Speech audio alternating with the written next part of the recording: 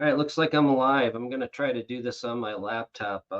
That mouse pad is a little sensitive on my laptop, and I had this all teed up ready to go, and then just one little tap on that little screen, and I lost everything. So if I get disconnected, that's what happened. Anyhow, so I'm scanning through YouTube late or earlier today, and actually this morning, and I saw that Zumper had an article that said Minneapolis rents dropped by 9%. I mean, that's a huge number. So I pulled it up and I'm trying to figure out how they came up with this. So I'm going to try to share this screen here. And how am I going to do that? Ooh, it looks like it actually worked. Okay, so this is the Zumper. And then they're talking Minneapolis rent change from January 2024 to present. And they're showing almost a 10% drop. And I don't see their metrics on how they do this, but Minneapolis rent prices have been on a downward trajectory this year and are down on all fronts in this report. 1 and 2 bedroom rents in this city have fallen over 9% since this time last year and on a monthly basis. Both bedroom types have decreased 3 to 5%. While this year's historic supply levels not reached much of the Midwest, Minneapolis stands out with nearly double-digit amount of new inventory compared to any other market in the region. So over 11,000 units delivered this year. So we built 11,000 apartment units that hit the market, and they're saying our rents dropped by 9%. I find that hard to believe. Not the 11,000, but the drop in the rents. I don't know their metrics. I looked through the website to try to determine them. And I came on to RealPage. RealPage shows some of the data that they got. This was the only source that I could find. And they're showing the year is 11,403 increased in units, and next year will be 7,000. So there's going to be like a 37.8% drop in new inventory next year. That's still stress or for the rents. I mean, that with that much supply going on.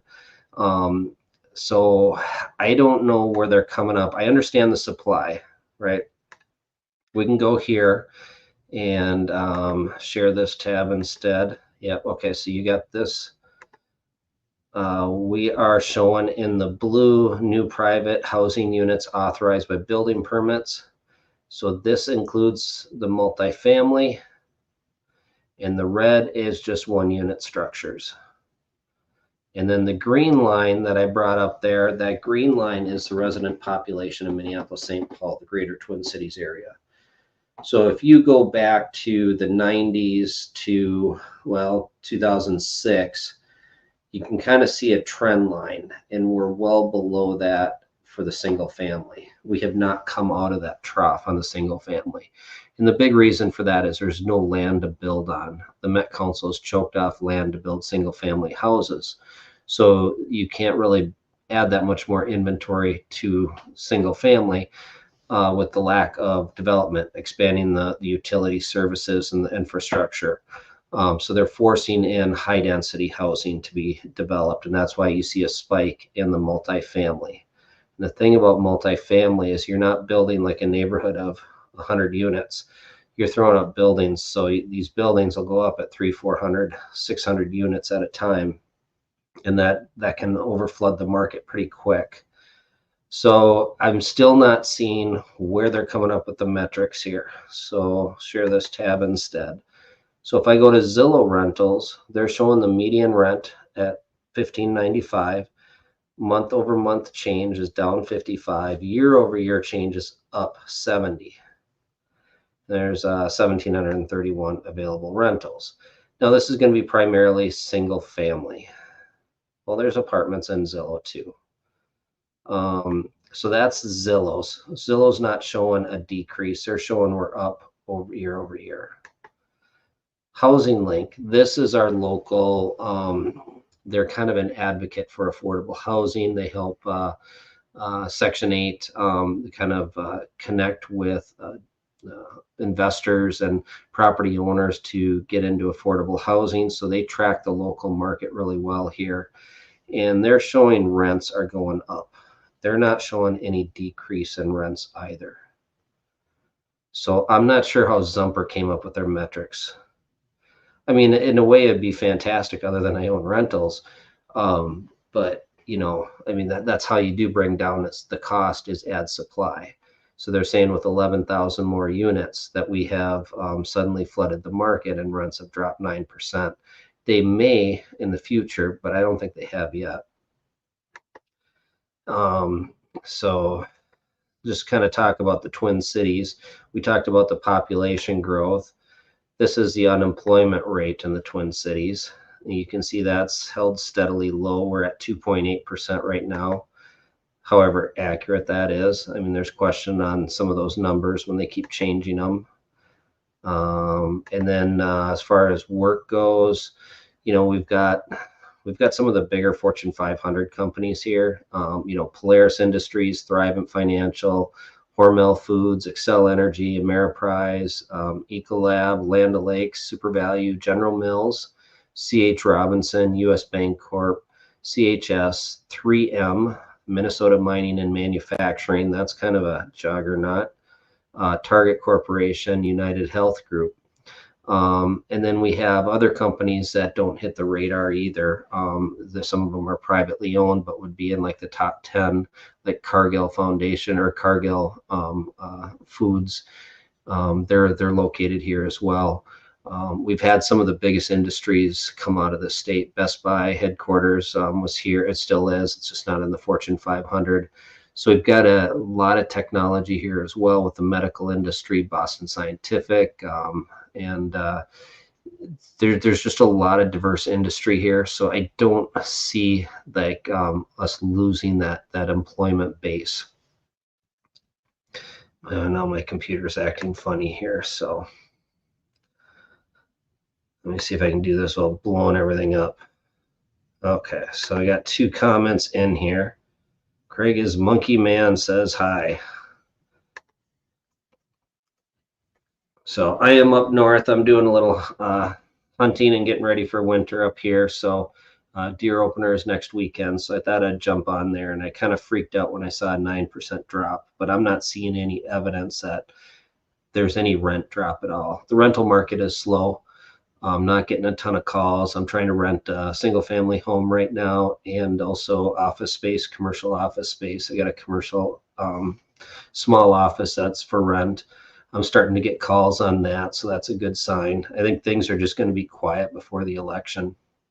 So that's kind of what I'm seeing. But that Zumper report, yeah, maybe, Robert. Could rental price drop just be bureaucratic noise? It could be, but Zumper it's not really political tied that I'm aware of. It's like it's a version of Zillow. It's where you advertise listings. Find an apartment, Zumper blog, National Rent Report. Yeah, just go to Zumper.com. I'm not very familiar with them, but I just saw that report, and it's like there's no way we dropped 9% this year. That's a big drop. So I really question the metrics on that. If anyone's got anything on that one, I would be interested. But the rental market is getting softer. I'm seeing less applicants. I'm seeing less calls for showing. Now I am at the top of the market that I'm comfortable in. It's pushing just above the median household price. So that's going to be a little slower this time of year. And I missed it by the school district. The school started before I had the project finish, and that's the draw to that house was the school district. So people usually don't move if they got kids in the school district during the school year. I may sit on that all winter, who knows, but yeah, 31-day month versus 30-day month kind of stuff, Robert says. I'm not sure what you mean by that, Robert. Could you explain a little bit more? That's my mouse again. I can't operate it very well.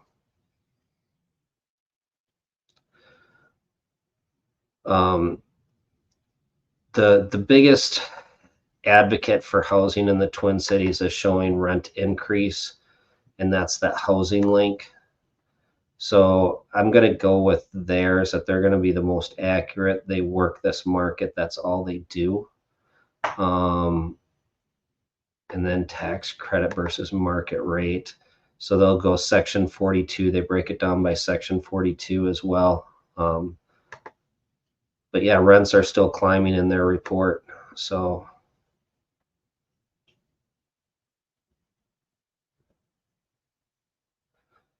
yeah, we're still climbing in the Twin Cities according to them. I'm going to stick with their data. Reporting days. Maybe. I don't think one day is going to change that much. That could be. It's just I think it's bogus data. I don't think they have the full market. I think they may have run it off of, maybe they just ran it off of the Class A apartment buildings, the new construction. And as these things hit the market and flood the market, they're dropping the rents to try to get them filled. Maybe that's what skews the numbers. Or maybe they're just going off their data. And maybe they don't have the full listing data. Maybe they don't have as much data, say Zillow. Zillow doesn't have all the data either. Apartments.com, I haven't seen that. That's owned by CoStar. So CoStar, I thought they did another report. I'm just pulling up apartments.com.